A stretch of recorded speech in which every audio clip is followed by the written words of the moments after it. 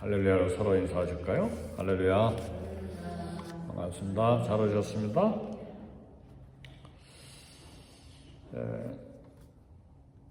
사람이 견디기 어려운 일들이 때로는 가난이 견디기 어려운 것일 수도 있고 또 질병이 견디기 어려운 것일 수도 있습니다. 그러나 가난과 질병 모두 다 개인적인 것이기 때문에 또 익숙해지면 또 짊어지고 인생을 걸어갈 수가 있는데, 그러나 존재 가치가 타인으로부터 무시를 당하고 비난과 조롱 또 인격이 무시를 당할 때는 참 견디기가 어렵습니다. 잠도 잘 오지도 않고 그리고 생각만 해도 화가 나고 견디기가 어려운 이제 그런 것이 인격이 무시를 당했을 때 또 그런 까닭 없는 비난과 조롱을 받았을 때 참 견디기 어려운 것입니다. 근데 이런 때에 어떻게 이런 문제를 다루어야 되는가?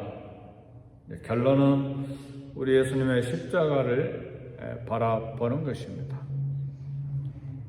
오늘 본문의 말씀 보니까 여기 사람들로부터 조롱을 당하고 무시를 당한 게 다른 사람들이 아니라, 물론 친구들은 계속해서 공격하고 우리 얼마 전에도 봤지만 여종들도 옆집에 여종들이 많이 있었잖아요. 남종들도 많이 있었고. 근데 불러도 대답도 안 하고 무시하고 그런 것들을 다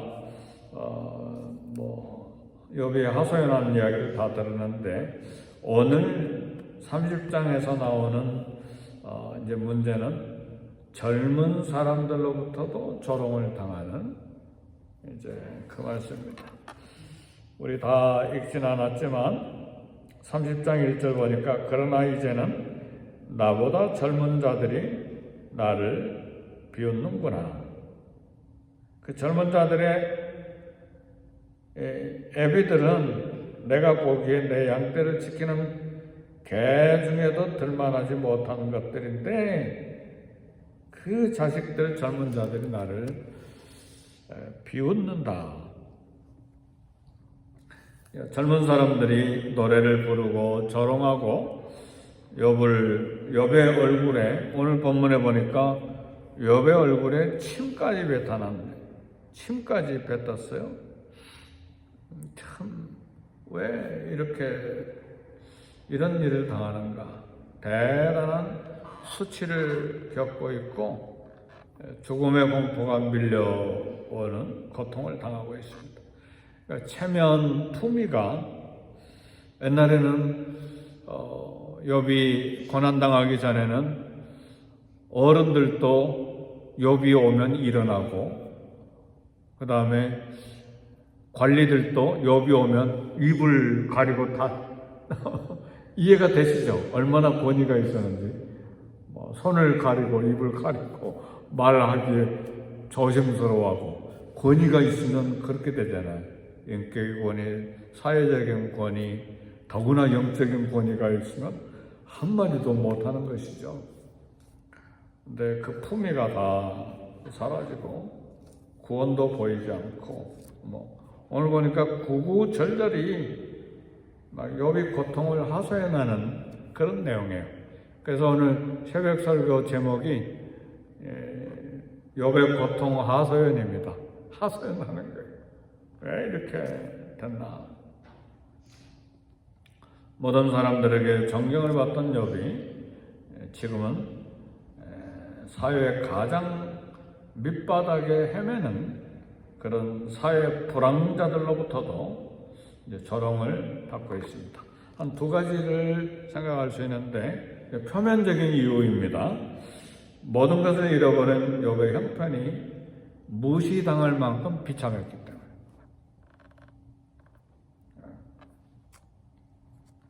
두 번째는 신에게 저주를 받을 정도로 큰 죄를 지은 자라고 하는 사회적인 판단, 사회적인 정죄, 이 사회가 이미 그렇게 욥을 인식하고 있는 거예요. 저 사람 분명히 어마어마한 죄를 지었기 때문에 하나님께서 저렇게 고난을 쏟아주시는 거다. 그래서 아예 사회적으로 동네에서 매장당하는 그런 이제 정죄가, 사회적인 정죄가 있었을 것으로 생각이 됩니다. 그러니 얼마나 비참합니까? 재산 잃은 것도 고통이고, 자녀 잃은 것도 고통이고, 몸에 질병이 드는 것도 고통이지만, 이렇게 인격적인 무시, 비난처럼 까닭없는 인격 무시, 견딜 수 없으니까 그 고통을 오늘 본문에는 그 부분을 하소연하고 있는 것입니다. 우리 일생을 살아가는 동안에 그런 일을 당하는 경우들이 있잖아요. 억울하게, 까닭 없이. 잘 견딥니까? 되게 견디기 어렵죠. 잠 못 자요. 하루 이틀 잠 못 자는 것이 아니고 한 달, 두 달, 1년이고 2년이고 힘든 것이죠. 이런 모습에 분명하게 떠오르는 분이 우리 예수님이세요. 그래서 서론에 이런 상황에서 어떻게 이 문제를 다뤄야 되는가? 예수 그리스도의 십자가가 답이다. 그렇게 서론적으로 말씀드렸잖아요. 예수님 십자가 외에는 길이 없어요.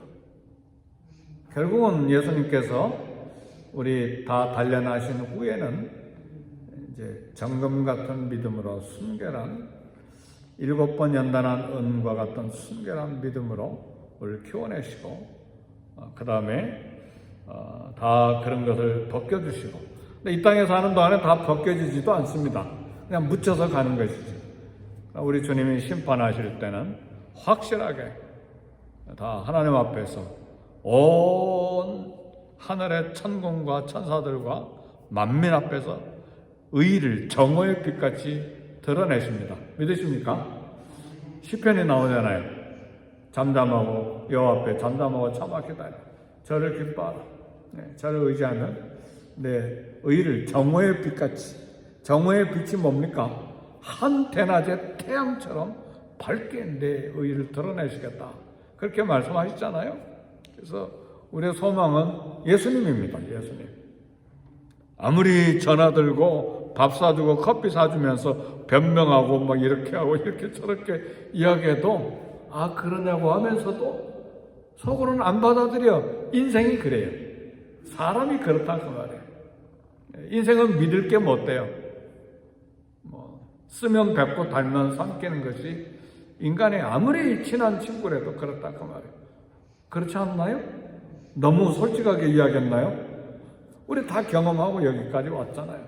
인간은 그렇다 그 말이죠. 우리 예수님 욥이 받는 고난은 예수님 당하신 고난을 보여주는 것입니다. 다윗이 예수님에 대한 예언의 시를 썼어요. 시편 22편 7절에서 8절 보면 나를 보는 자는 다 비웃으며 입술을 비죽이고 머리를 흔들며 말하되 저가 여호와께 의탁하니 구원하실걸, 저를 기뻐하니 건지실걸 하나이다. 예수님 십자가에 매달릴 때도 사람들이 뭐라고 그랬어요? 저가 엘리야를 부르나 보다. 엘리야가 와서 구원하나 보자. 이렇게 비웃고 그랬잖아요. 침뱉고. 저가 남은 구원했지만 자기는 구원하지 못하네. 그게 어디 메시아냐? 그랬잖아요. 그러니까 참 말할 수 없는 모욕이고 그러죠. 그러니까 다윗이 미리 예언한 거예요. 입술을 비죽이고 머리를 흔들고 아하 이러면서 저가 여호와께 의탁하니 구원하실 걸, 저를 기뻐하시니 건지실 걸. 이거 완전히 비웃는 거잖아요. 그러니까 저의 비참함 속에서 사는 인간, 저와 여러분을 구원하기 위해서 오신 주님께 돌아온 것은 뭡니까? 조롱하고 모욕하고 핍박하고 비난이었습니다. 이제 더 큰 고통이 하나 있었는데, 욥도 마찬가지고 또 예수님도 마찬가지고 저와 여러분들이 그런 까닭 없는 비난, 오해, 편견 그런 걸 막 정죄하잖아요.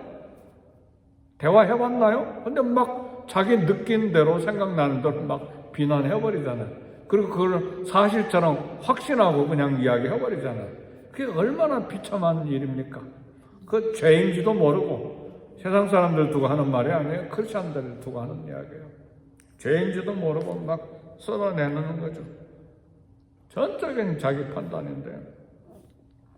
근데 더 큰 고통은 뭐냐면 십자가 고통과 죽음이 진행되는 동안 하나님이 예수님을 향해서 아무 말씀도 안 하고 계신다는 사실, 완전히 침묵하고 계신다는 사실. 이런 억울한 일 당할 때 하나님이 말씀하십니까? 여러분에게 이건 이렇고 이러니까 걱정하지 마라, 내가 다 벗겨주겠다, 그런 음성 들으신 분 계세요? 하나님도 아무 말씀도 안 하시잖아요. 그럼 이제 말씀 통해서 말씀 읽고 묵상하고 또 기도 중에 성령께서 깨닫게 하시고 힘을 주시지만, 예수님 나의 하나님아 나의 하나님 어찌하여 나를 부르셨나이까 외치는데도 하나님이 한마디도 대답지도 않으시잖아요. 이런 것들이 더 큰 고통인데 욥이 그런 하나님의 침묵을 경험하는 것입니다. 이제 도전받는 것이 있는데, 예수님의 고난 고통을 통해서 이제 구원받은 우리의 삶은 어떠해야 되는가? 바울이 골로새서 1장 24절에 말씀합니다. 내가 이제 너희를 위하여 받는 괴로움을 기뻐하고. 바울이 이야기하는 거예요. 골로새 교회에 너희 골로새 교회를 위하여 받는 괴로움을 내가 기뻐하고 그리스도의 남은 고난을 그의 몸된 교회를 위하여 내 육체에 채워넣어라. 골로새 교회를 위해서 사도 바울이 받는 고난을 바울이 기뻐하고, 또 그리스도의 몸된 교회를 위해서 그리스도의 남은 고난을 내 몸에, 내 삶에, 내 육체에 채우겠다. 그래서 사랑하는 성도 여러분, 고난을 받습니까? 그 고난이 질병이든 혹은 물질적인 것이든 혹은 이런 욥이 받는 비난과 모욕과 인격적인 참 모욕을 당하는 그런 일이든, 삶에 얽히고 설킨 일이든 어떤 사건이든 그리스도의 남은 고난을 내 육체에 채운다. 신앙을 지키면 교회를 위해서 그 고난을 내 몸에 채우는 것입니다. 물론 직접적인 것은 아니라 할지라도 우리 신앙생활 모든 삶을 살아가는 것, 그러면서도 교회를 사랑하고 믿음을 지키고 그리스도의 이름을 드러내는 일은 다 교회를 위한 일이잖아요. 그러니까 이 남은 고난을, 그리스도의 남은 고난, 내 육체에 채운다. 그의 몸된 교회를 위하여. 그래서 이런 고난이 혹시 있을 때에 그리스도의 몸된 교회를 위해서 고난을 견딜 수 있기를 주의 이름으로 축복합니다. 그렇지 않고 나 그만 교회 다닐 거야, 그만 봉사할 거야, 그리고 저 사람 안 만날 거야, 그러면 그리스도의 몸을 버리는 거잖아요.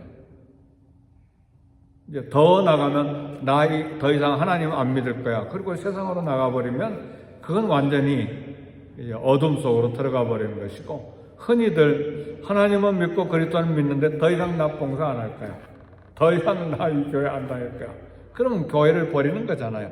근데 바울은 그렇게 하지 않냐고, 이제 너희를 위하여 받는 괴로움을 내가 기뻐한다. 그리스도의 남은 고난을 그의 몸된 교회를 위해서 내 육체에 채운다. 주님을 위해, 교회를 위해 고난을 견디겠다고 하는 말입니다. 예수 그리스도를 위해서 이 땅에서 받을 고난이 있음을 알고 그리스도를 위한 고난을 감당할 믿음이 우리에게 있어야 합니다. 그래서 일생을 살아가는 동안에 예수 안 믿을 때는 잘 몰랐죠. 삶이 어려운가 보다. 근데 예수님을 믿고 신앙생활을 하면서 보니까 더 이제 고난의 비밀도 깨달아가면서 또 우리 인생에 주님을 믿는 길이 십자가의 길이고 좁은 길이고 그런 모든 비난과 비웃음을 견디고 인내해야 될 걸 계속 교훈받잖아요. 말씀을 읽을 때마다 교훈받고 견뎌야 된다. 그래서 참 고린도 전서 13장에 보면 사랑장에 보면 사랑은 막 낭만적이고 분홍 색깔이고 가슴이 설레고 그런 것이 아니고 사랑의 첫마디가 뭡니까? 사랑의 속성의 첫마디가 뭐예요? 사랑은 오래 참고 그렇게 나가잖아요. 사랑이 뭐예요? 오래 참는 거죠. 사랑은 모든 것을 참으며 그렇게 나가잖아요. 모든 것을 참고 모든 걸 견디며 모든 것을 바라며 모든 것을 견디느니라. 견딘다고 또 그랬잖아요. 그게 사랑이에요. 사랑은 뭐 황홀하고 굉장한 낭만적인 것이 아니고 오래 참는 것이죠. 왜? 그리스도를 위하여, 믿음을 위하여, 교회를 위해서 참는 것입니다. 참 굉장한 설교를 하고 있습니다. 왜 굉장한 설교를 하고 있다고 말씀드리냐면 저도 감당할 수 없는 말씀을 지금 설교하고 있는 거예요. 저라고 견딜 수 있어요. 힘들죠. 그러나 결국은 우리 믿음이 승리합니다. 그리고 성령께서 힘을 주셔서 승리하게 하시고 견디게 하시고 사랑은 성령의 열매잖아요. 사랑과 희락과 화평과 오래 참음과 그렇게 나왔죠. 성령의 열매들, 오래 참음과 사랑도 오래 참음도 성령의 열매이기 때문에 성령께서 힘 주시고 능력 주셔서 견디게 하는 거죠. 어젯밤에 절망하고 그냥 나 더 이상 못 견디겠다 그렇게 절망했어도 다시 아침에 일어날 때 하나님이 소망을 주시는 거예요. 힘을 주시는 거예요. 아멘 할렐루야. 그래서요 어젯밤에 놀라운 말씀을 시편을 읽다가 읽었는데 늙을 때에 나를 버리지 마시고 내 힘이 쇠약해질 때 나를 떠나지 마소서. 할렐루야. 그리고 그 다음에 말씀이 나는 항상 소망을 품고 더욱더욱 하나님을 찬송하겠나이다. 아멘 할렐루야. 굉장하잖아요. 늙을 때고 힘이 쇠약해지니까 나이가 늙어지는 것도 있지만 모든 환경이 다 쇠약해지고 연약해지고 앞이 캄캄하게 보이지 않는 이 인생의 고난, 고통을 다 표현한 거잖아요. 늙고 힘이 쇠약해질 때 나를 버리지 마시고 나를 떠나지 마소서. 지금 다윗이 고백하는 거예요. 그런데 그 다음에 나는 항상 소망을 품고 더욱더욱 주님을 찬송하겠나이다. 이게 다윗의 믿음이었어요. 그런 절박한 상황, 고통의 상황, 연약한 상황에서도 나는 항상 소망을 품고 주를 더욱더욱 두 번을 사용했어요. 더욱더욱 주를 찬송하리이다. 그런 믿음이 오늘 저와 여러분께 있기를 주의 이름으로 축복합니다. 그래서 우리의 연약함을 아시고 하나님께서 절망 중에도 빛을 보여주세요. 어둠 속에서도 소망의 끈을 우리에게 주시는 거예요. 아멘 할렐루야. 막 1년 12달 막 24시간 계속 고통 중에 있으면 누구나 다 무너져 버리죠. 그러나 놀라운 것은 먹구름 속에 한 틈을 여셔서 금싸라기 같던 빛을, 영원의 빛을 우리에게 비춰주신다 그 말이죠. 사망의 엄정한 골짜기를 지날지라도 내가 해를 두려워하지 않을 것은 주께서 나와 함께 하십니다. 하나님의 임재가 있다 그 말이에요. 주의 막대기와 지팡이가 나를 안위하시나이다. 다윗의 고백드립니다. 그래서 예수 그리스도를 위해서 이 땅에서 사는 동안에 받을 권한이 있다는 사실이에요. 받을 권한 없는 사람 있습니까? 저는 며칠 전에 설교 하나 듣고 깜짝 놀랐어요. 미국의 위대한 복음 전도자 중에 한 분이 빌리그램 목사님이었잖아요. 빌리그램 목사님이요, 강하게 생겼잖아요. 미남이기도 하지만 강하게 생겼잖아요. 파킨슨 병으로 계속 고생하셨어요. 난 그 이야기 듣고 깜짝 놀랐어요. 한국에도 막 100만 명 이상 모여서 복음 전하는 분이잖아요. 그분이 여의도 광장에서 파킨슨 병으로 고생하셨다는 사실. 인생이 그렇구나. 워낙 유명하고 능력이 많고 역사가 일어나니까 바울에게처럼 가시를 주신 것이지만 그렇구나. 위대한 영국의 스펄전 목사님이 뭐에 고생한 줄 아세요? 지독한 우울증. 그런 일이 있었어요. 그런 이야기 들으면요, 우리 깜짝 놀라요. 그 위대한 설교의 왕, 이 스펄전 목사님이 평생에 우울증에 시달리는 줄 아세요? 그리고 까무러치고, 그래서 설교단에 올라갈 때 두 번째 설교할 목사님이 항상 기다리고 있었대요. 설교하다 까무러치기도 하니까. 사랑하는 성도 여러분, 그러니까 위대한 사람 되려고 생각하지 마세요. 위대한 사람이 아니라 할지라도 하나님께서 우리에게 맞는 감당할 만한 시험들을 하나님이 이렇게 준비해 놓으셨다는 사실이에요. 축복만 준비하신 것이 아니라 고난도 준비하고 우리에게 주신다 그 말이에요. 결국은 우리의 복을 위한 것이죠. 아멘, 할렐루야. 그래서요, 나는 항상 소망을 품고 더욱더욱 주를 찬송하리이다. 소망밖에 없어요, 우리에게. 예수 그리스도를 통한 소망이에요. 그래서 생각할 거 있습니다. 조금만 불공평하고 억울한 일 당해도 몇 배로 소리내고 고발하고 보복하는 시대를 살고 있잖아요. 안 그런가요? 조금만 그래도 큰 소리 나고 원수 갚으려고 하고 난리가 나잖아요. 그게 우리의 인격의 현 주소예요. 안 그런가요? 너무 진솔한 이야기인가요? 수십 년 믿었어도 그렇다 그 말이에요. 그러니 얼마나 주님을 바라보고 우리의 믿음을 단련받아야 되고 그 다음에 말씀을 따라 사는 처절한 몸부림이 필요하냐 그 말이에요. 말씀을 따른 처절한 순종, 그게 십자가죠. 아무리 수십 년을 믿었어도 인격이 다 드러나잖아요.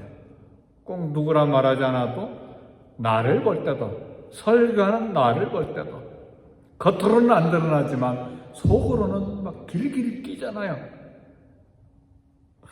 그것도 너무 진솔한 설교인가요? 네, 실제 우리 모습이니까요. 근데 그게 그렇게 굉장한 고백인 건 아니에요. 왜냐하면 바울도 원하는 바 선을 행하지 아니하고 도리어 원치 아니하는 바 악을 행하는도다. 이 사망의 몸에서 누가 나를 건져내라. 그게 우리의 인격의 현주소잖아요. 아직 육체를 벗지 못했기 때문에 죄의 유혹과 죄의 존재로부터 완전히 해방되는 날은 예수님 오실 때밖에 없어요. 우리가 죽어서 천국에 갈 때밖에 없어요. 이 땅에 살아가는 동안은 우리 인격의 신앙의 연약함이 있는 것입니다. 그래서 이유 없고 전혀 근거 없는 공격, 폭력, 조롱 속에서 그리스도를 위해 참고 기뻐할 수 있는 신앙을 가져야 돼요. 그래서 참 어제 저녁에 시편 읽고 잠잤는데 은혜가 많이 됐어요. 나는 항상 소망을 품고 더욱더 주를 찬송하겠나이다. 이 얼마나 위대한 믿음이에요. 그죠? 다윗의 고백이에요. 다윗. 사도행전에도 14장 22절 보니까 우리가 하나님 나라에 들어가려면 많은 환난을 겪어야 할 것이니라. 루스드라에서 안진병이 고친 후에 유대인들이 막 돌로 쳐서 바울을 죽여버렸어요. 돌로 쳐서 죽은 줄 알고 성 밖에, 동네 밖에 버렸는데 하나님이 다시 살려내셨어. 주변에 형제들이 오니까 우리가 천국에 들어가려면 많은 환난을 겪어야 할 것이니라. 이 고백을 하는 거예요. 환난의 비밀을 바울은 알고 있었던 것이죠. 그래서 신앙은 고난을 피하는 것이 아닙니다. 신앙은 즐거움과 기쁨과 평안만을 추구하는 것이 아닙니다. 그리스도를 위해서 세상에서 받는 불이익, 억울함을 견디는 것이 신앙생활입니다.